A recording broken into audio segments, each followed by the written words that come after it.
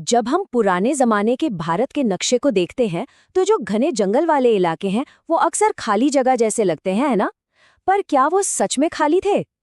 आज हम झारखंड के इतिहास की परतें खोलेंगे और देखेंगे कि कैसे ये इलाका सिर्फ एक जंगल नहीं बल्कि बड़े बड़े साम्राज्यों के लिए एक बहुत ही जरूरी, एक रणनीतिक और आर्थिक सेंटर था। तो सवाल यही उठता है कि क्या ये सिर्फ एक जंगल था या फिर किसी बड़े साम्राज्य का छिपा हुआ इंजन?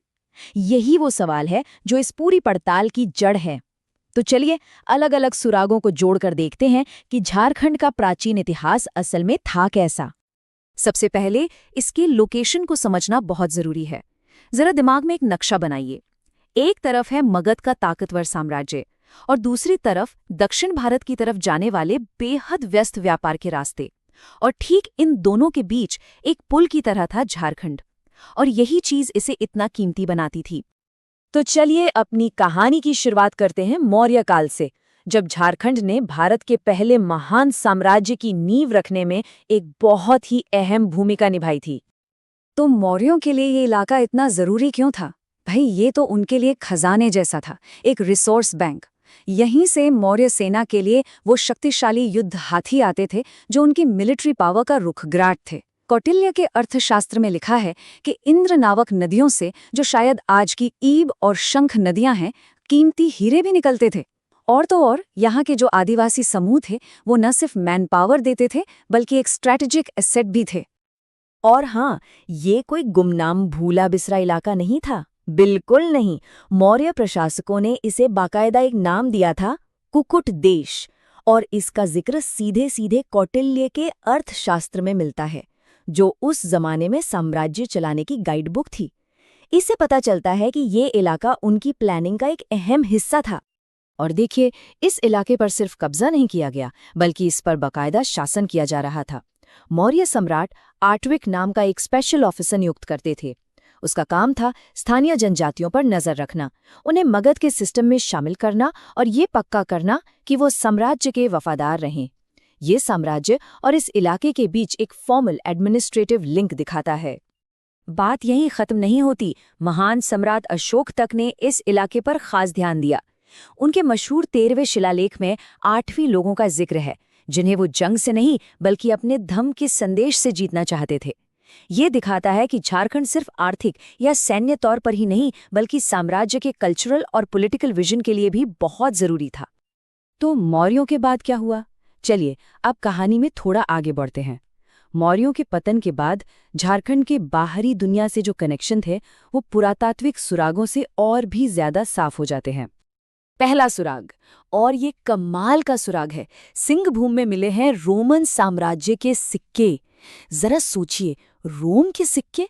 ये एक जबरदस्त खोज है जो भूमध्य सागर की दुनिया के साथ सीधे व्यापार की तरफ इशारा करती है। मतलब उस जमाने में भी ये दूर दराज का इलाका दुनिया से कितना जुड़ा हुआ था। फिर आता है दूसरा सुराग, चाईबासा से। यहाँ मिले हैं इंडो सिथियन सिक्के। ये झारखंड को सीधा सेंट्रल एशिया की ताकतों और उनके बड़े बड़े ट्रेड नेटवर्क से जोड़ते हैं। और तीसरा सुराग मिलता है रांची से, कुषाण सिक्के। ये उस वक्त के एक और पावरफुल साम्राज्य कुषाणों के असर को दिखाता है, जिनका राज सेंट्रल एशिया से लेकर नॉर्थ इंडिया तक फैला था। तो ये सिक्के सिर्फ धातु के टुकड़े नहीं हैं, ये इस बात का सबूत है कि झारखंड प्राचीन दुनिया के एक बहुत ही एक्टिव चौराहे पर था। और जैसे जैसे वक्त बदला, इस चौराहे पर नए विचार और नई संस्कृतियां भी आईं।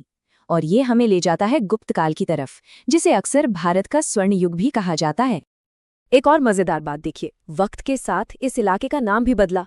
मौर्यों के जमाने का कुकुट देश गुप्त काल आते आते चीनी यात्री फाहियान के रिकॉर्ड्स में कुकुट लाड बन गया। ये बदलता हुआ नाम बाहरी ताकतों के साथ इसके बदलते रिश्ते को भी दिखाता है।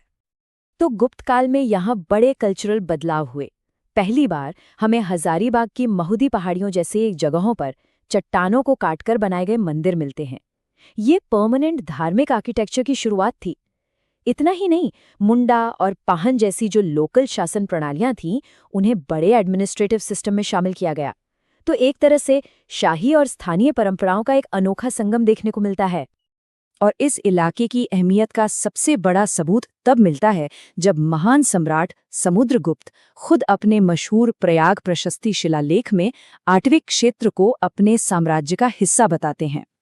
ये शिलालेख उनकी ताकत का एक पब्लिक अनाउंसमेंट था और उसमें झारखंड का नाम होना ये बताता है कि ये इलाका भारत के सबसे ताकतवर शासकों की नज़रों में था। अब देखिए, जब भी कोई बड़ा साम्राज्य कमजोर पड़ता है तो क्या होता है, उसकी पकड़ ढीली हो जाती है। और ठीक यही हुआ। गुप्त साम्राज्य के कमजोर होते ही झारखंड अब नए महत्वाकांक्षी क्षेत्रीय शासकों के लिए एक कीमती इनाम बन गया। इन्हीं में से एक बड़ा नाम था बंगाल का राजा शशांक, जिसने झारखंड पर सीधा कंट्रोल कर लिया था। उसने बड़ा बाजार और दुलमी को अपना एडमिनिस्ट्रेटिव सेंटर बनाया और शैव धर्म को जोर शोर से बढ़ावा दिया, जिसके चलते इस इलाके में कई बौद्ध सेंटर्स नष्ट भी हो गए। कहानी शशांक पर ही नहीं रुकती। उसके बाद उत्तर भारत की जो अगली बड़ी ताकत थी, सम्राट हर्षवर्धन, उनके जमाने में भी मशहूर चीनी यात्री हुएन सांग ने अपने लेखों में राजमहल इलाके का जिक्र किया। इससे पता चलता है कि इस इलाके की स्ट्रेटेजिक इंपॉर्टेंस लगातार बनी रही। तो मौर्यों से शुरू करके हर्षवर्धन तक का ये जो हमने सफर तय किया है, इससे क्या पता चलता है? चलिए इन सभी सबूतों को एक साथ रखकर देखते हैं कि हमने प्राचीन झारखंड के बारे में आखिर सीखा क्या। देखिए, 4 बहुत साफ बातें निकलकर आती हैं। पहली, ये इलाका हमेशा से साम्राज्यों के लिए संसाधनों का एक जबरदस्त जरिया रहा। दूसरी, ये सिर्फ संसाधनों के लिए नहीं बल्कि व्यापार और संस्कृति के लिए भी एक बहुत ही एक्टिव जोन था। तीसरी, इसका इतिहास कोई एक किताब में नहीं मिलता, बल्कि सिक्कों, शिलालेखों और यात्रियों के किस्सों जैसे अलग अलग सुरागों को जोड़कर बनाया गया है। और चौथी, जो शायद सबसे ज़रूरी बात है, कि एक ऐसी जगह थी जहां बाहरी साम्राज्यों के असर के बावजूद यहाँ की लोकल आदिवासी परंपराएं और शासन के तरीके हमेशा जिंदा रहे और पनपते रहे। झारखंड की ये कहानी हमें एक बहुत ज़रूरी बात याद दिलाती है। इतिहास अक्सर उन जगहों पर छिपा होता है जिन्हें हम नक्शे पर बस एक खाली जगह मान लेते हैं, और ये हमें सोचने पर मजबूर करता है, इतिहास में ऐसे और कितने छिपे हुए चौराहे हैं जो बस खोजे जाने का इंतजार कर रहे हैं।